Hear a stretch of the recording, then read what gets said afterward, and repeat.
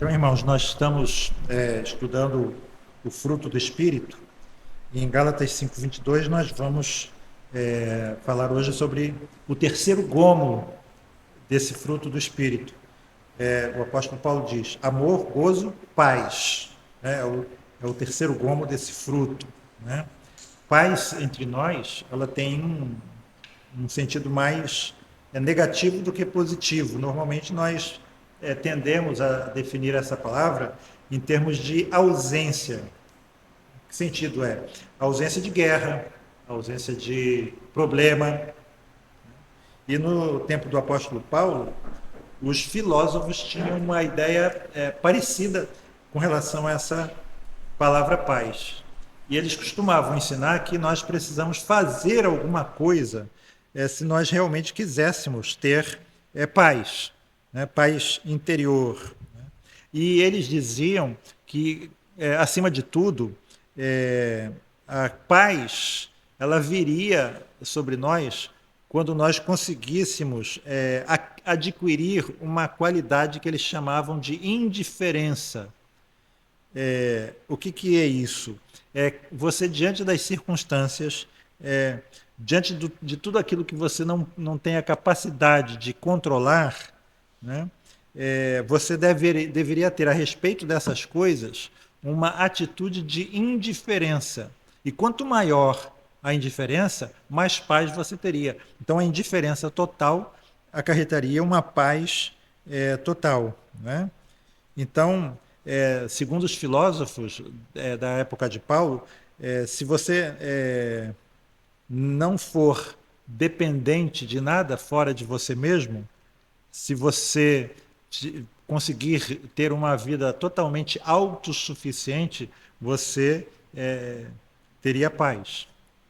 Isso significa também, irmãos, que as nossas emoções deveriam morrer. Inclusive, diziam eles, você não pode permitir que qualquer pessoa ganhe o afeto do seu coração. Você não pode amar qualquer pessoa. Se isso acontecer, você vai perder a paz para sempre. Então, os filósofos gregos, eles costumavam ensinar exatamente que essa paz ela só poderia ser adquirida, só poderia ser obtida quando você se fechasse totalmente para esse mundo. Né? E algumas pessoas já observaram, né, estudando essa filosofia, que eles fizeram da vida um deserto e chamaram isso de paz. Mas quando o apóstolo Paulo ele pegou aqui a pena, né, e inspirado pelo Espírito Santo, nós precisamos sempre reiterar isso, ele escreveu essa palavra grega que eirene, não era isso que ele tinha em mente. Não era esse ensino dos apóstolos, não era dos filósofos, não era essa concepção filosófica grega que ele tinha em mente. No Antigo Testamento, essa palavra tem um correspondente no hebraico, que é shalom. E shalom no hebraico e eirene no grego do Novo Testamento não tem nenhum sentido negativo. Os irmãos sabem que eu gosto muito de estudar a respeito da Segunda Guerra e queria que vocês imaginassem agora a Europa, no dia 8 de maio de 1945. O que aconteceu nesse dia? A Alemanha assinou a sua rendição incondicional. Acabou a guerra, pelo menos na Europa. No Pacífico, né, os Estados Unidos ainda estavam em guerra contra o Japão. Mas na Europa, o mundo celebrou nas ruas de Londres, nas ruas de Nova York, né, nas ruas de várias capitais, o fim da Segunda Guerra. Celebrou a paz. Finalmente, depois de 6 anos quase, né, a Europa estava em paz. Mas reparem, irmãos, que essa paz está muito longe do significado dessa palavra aqui descrita pelo apóstolo Paulo, escrita pelo apóstolo Paulo. Porque naquele momento havia terras bombardeadas, centenas de cidades totalmente destruídas, né? Fome, mulheres estupradas e grávidas dos seus estupradores, pessoas deslocadas e muita coisa ainda por fazer, né? Mas paz na Bíblia é muito mais do que o desejo de ficar livre de certos problemas, né? Paz é aquele sentimento de que tudo está nos seus devidos lugares, digamos assim, que a sua ordem de prioridade está totalmente correta. E essa paz é um sentimento que vem realmente quando nós andamos em linha reta. É o resultado de uma vida reta. É o resultado da retidão. Mas paz também, irmãos, é uma palavra usada na Bíblia para descrever o tipo de relacionamento que nós precisamos ter uns com os outros. O tipo de relacionamento correto, adequado. Romanos 12:8 diz assim: o quanto depender de vocês, tenham paz com todos os homens. Vivam em paz, diz a Bíblia na linguagem de hoje, com todos os homens.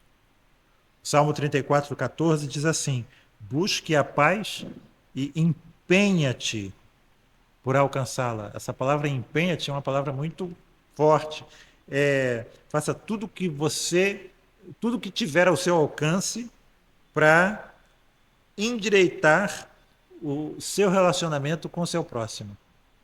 Para endireitar o seu relacionamento com o seu marido, com sua esposa, com seu irmão, com o irmão da igreja, com o seu próximo. E aqui, irmãos, você está com a Bíblia aberta? Veja aí a terceira palavra do fruto das obras da carne no verso 20. Inimizades. É o oposto de paz nesse sentido, né? Reparem que quando está no plural, essa palavra, o apóstolo Paulo está pensando principalmente no comportamento externo, né? Um comportamento que conduz a inimizades, as inimizades. A NVT verte por hostilidade, um tipo de comportamento hostil. Em vez de ser cooperativo, é conflituoso, né? Mas se nós realmente somos novas criaturas, se nós estamos em Cristo, se nós realmente nascemos de novo, se temos uma nova natureza, um novo coração, nós não vamos ser nunca causa de divisão, causa de separação, causa de inimizade. Nós não vamos procurar, de forma nenhuma, manter um comportamento conflituoso com outras pessoas. Reparem mais uma vez o mandamento: o quanto depender de vocês, vivam em paz com todos os homens. Quando nós estudamos o sexto mandamento, nós vimos que nós precisamos ter uma inclinação ao perdão, que precisamos ter uma inclinação a suportar as ofensas, de ter um espírito manso, pacífico. Vamos falar sobre mansidão no comentário de Mateus capítulo 5 no domingo, e a gente vai ver muito dessa palavra, muito importante, né? Então, como cristão, nós não pertencemos mais à velha humanidade, fragmentada, dividida, né? Separada uns dos outros por vários tipos de classes, digamos assim, de divisões, né? Então, se nós realmente queremos provar desse gomo do fruto do Espírito, nós temos que parar de pensar em nós mesmos e nos outros em termos da velha vida. Parar de ser influenciado por certas vozes. Que termos a gente tem para lembrar aqui? Por exemplo, de classe social, rico ou pobre. Já vi gente dizer, essa igreja é uma igreja de rico. Não vou para lá porque é uma igreja de rico. Será que nós, pelo nosso comportamento, excluímos aquelas pessoas que têm menos recursos que nós? Ou de talentos, ou de dons, ou de capacidade intelectual, ou de nacionalidade? Pode vir alguma coisa boa de São Gonçalo? não é? Essas coisas, né? Ou de raça, de cor. Então, no momento em que nós começamos a pensar nessas velhas categorias que não são bíblicas, né, nós acabamos por perder a paz. Uma comunidade que começa a pensar dessa forma, ela perde a paz. Né? Existe separação, existe divisão, existe inimizade. E reparem que, de muitas maneiras, essa forma antiga de pensar, essa forma carnal, pecaminosa de pensar, né, é ilustrada pela igreja de Corinto. O que nós vemos em Corinto? Grandes divisões. Né? Havia divisões com relação à liderança. Eu sou de Paulo, eu sou de Apolo, eu sou de Cefas. Qual é o pregador mais eloquente? Paulo, Apolo ou Cefas? Qual deles é o melhor? Né? A qual fã-clube você pertence? Você é de quem? Homens idolatrando homens. Não é isso que o mundo faz? Não, o mundo não tem fãs-clubes? Nós não devemos ser assim. Havia divisão entre fracos e fortes. Em aqueles que tinham uma fé forte e aqueles que tinham uma fé fraca. Aquele irmão que tinha um conhecimento maior doutrinário, ele desprezava aquele que tinha um conhecimento menor. E, por causa disso, ele fazia o irmão pecar, tropeçar com o comportamento dele. E reparem que os coríntios eles se dividiam até por causa dos dons. Né? Tinham aqueles que tinham os dons mais espetaculares, eles começavam a se gabar e desprezar os outros. Quando o apóstolo Paulo diz assim, o olho não pode dizer ao pé que eu não tenho necessidade de você, é justamente por causa disso. Porque uns que achavam que tinham mais dons, desprezavam aqueles que tinham dons menos espetaculares. É por isso que o apóstolo Paulo diz, você que sobressai, como que você fica se orgulhando de algo que você não tinha e lhe foi dado? Como que você fica falando e agindo como se você tivesse isso por você mesmo e não tivesse sido lhe dado? E também a gente vê, e muito isso em 1 Coríntios 11, que eles se dividiam com relação à posição social na ceia.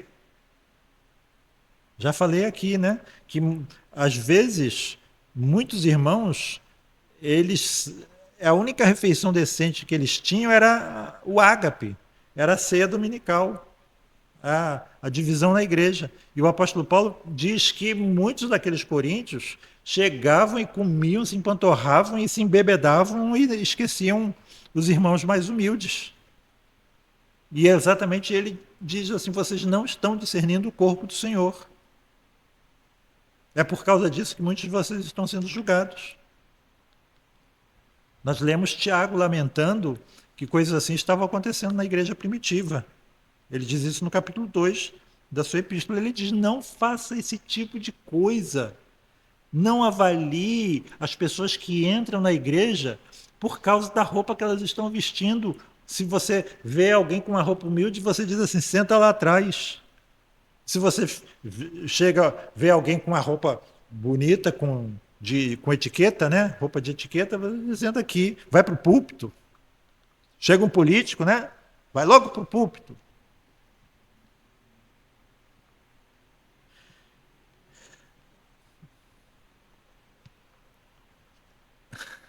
A gente também, irmãos, precisa parar de pensar uns nos outros. Eu lembro disso lá no meu trabalho, antigamente, em termos da nossa vida anterior.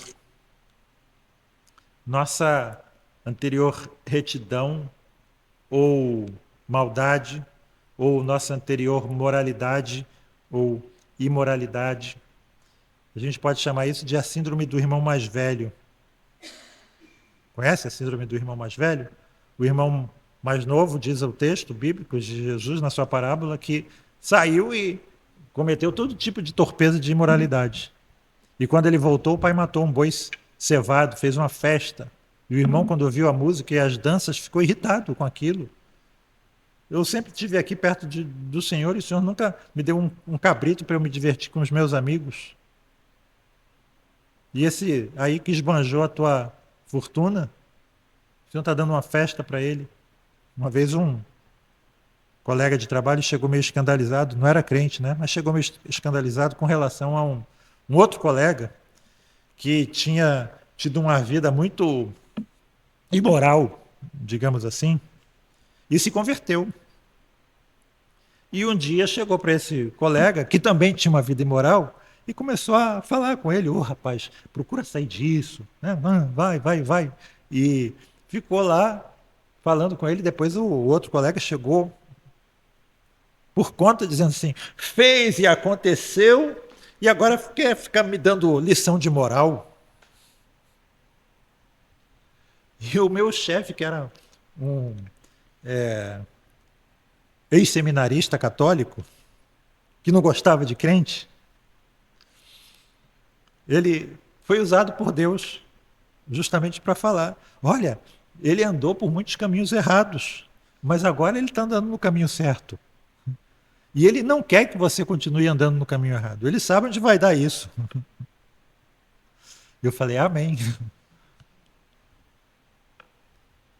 Então nós não devemos pensar nos tempos em que nós andávamos distantes de Deus, distantes do Senhor. Nós agora somos novas criaturas. Mas, acima de qualquer outra coisa, irmãos, se nós realmente queremos nos empenhar por alcançar a paz, nós precisamos lembrar de uma das características mais terríveis do pecado, que é justamente a que às vezes nós somos inclinados a esquecer, a não levar em consideração. É que o pecado é desobediência, mas não é só desobediência. Que o pecado é errar o alvo, mas não é só errar o alvo. O pecado é a transgressão da lei, mas não é só isso.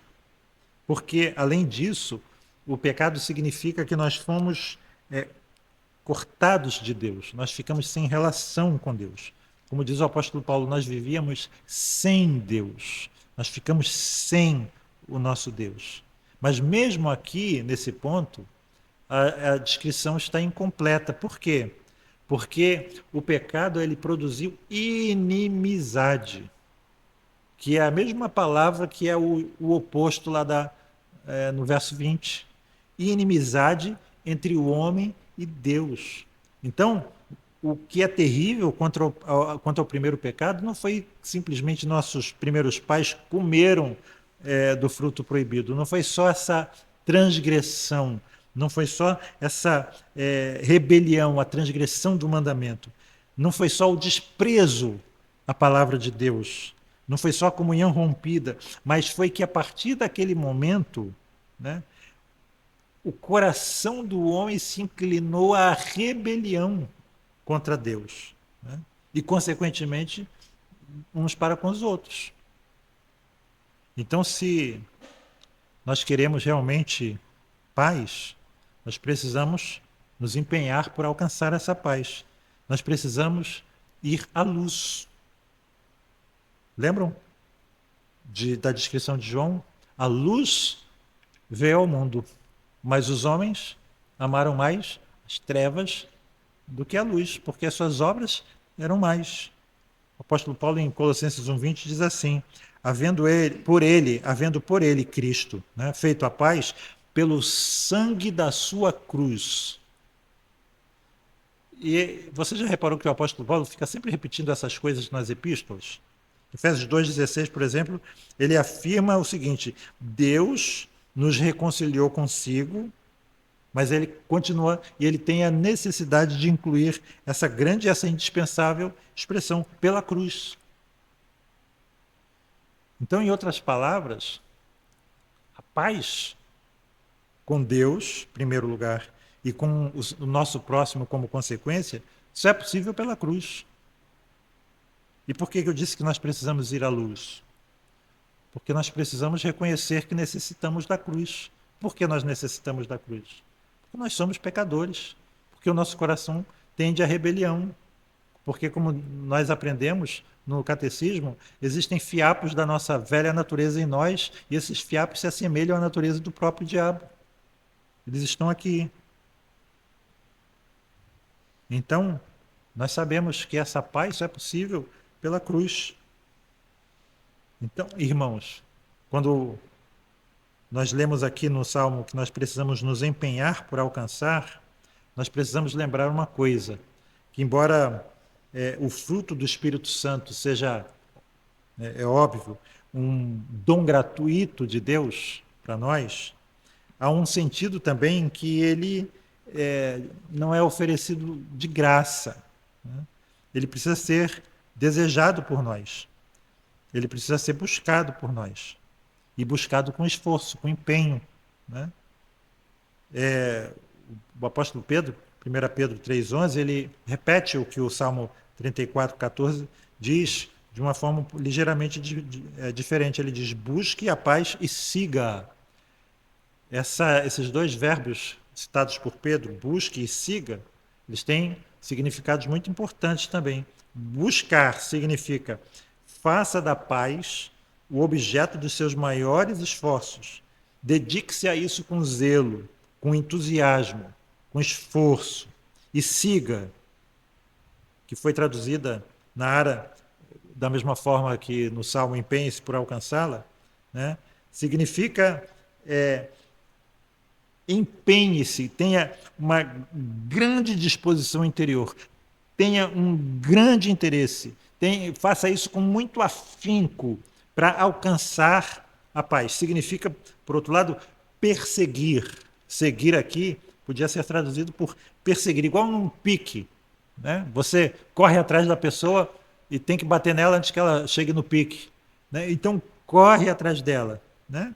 Corre com todo vigor, até que você alcance, como você fazia quando era criança, quando estava brincando de pique, né? Então, quando nós desejarmos a paz e todos os outros gomos do fruto do Espírito dessa forma, como Jesus diz na bem-aventurança, bem-aventurados quando você tem fome e sede de justiça, então é aí que Deus vai abrir o céu e vai dar para nós com cada vez mais intensidade. Nós seremos fartos. E assim, irmãos, que Deus nos abençoe. Amém. Vamos terminar com oração? Quem não orou ainda? Karine, você ora? Ora? Muito bem, Karine, muito bem. Então vamos orar. Vamos ficar de pé. Vamos orar. Depois vamos cantar o cântico final.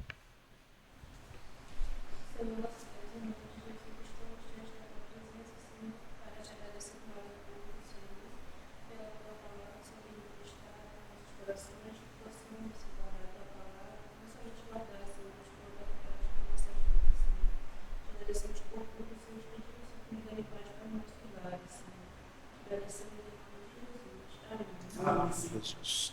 Glória seja ao Pai, ao Filho e ao Santo Espírito, como era no princípio e hoje para sempre, eternamente.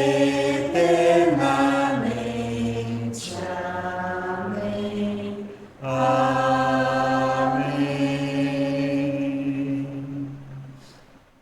Amém, irmãos.